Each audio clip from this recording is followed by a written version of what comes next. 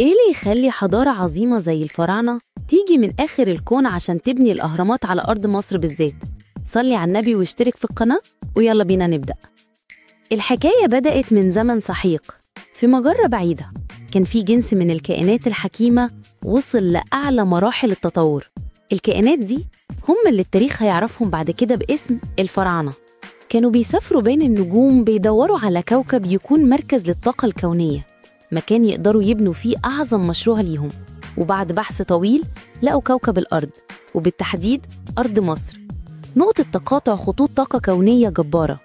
نزلوا على الأرض وبدأوا في بناء الأهرامات.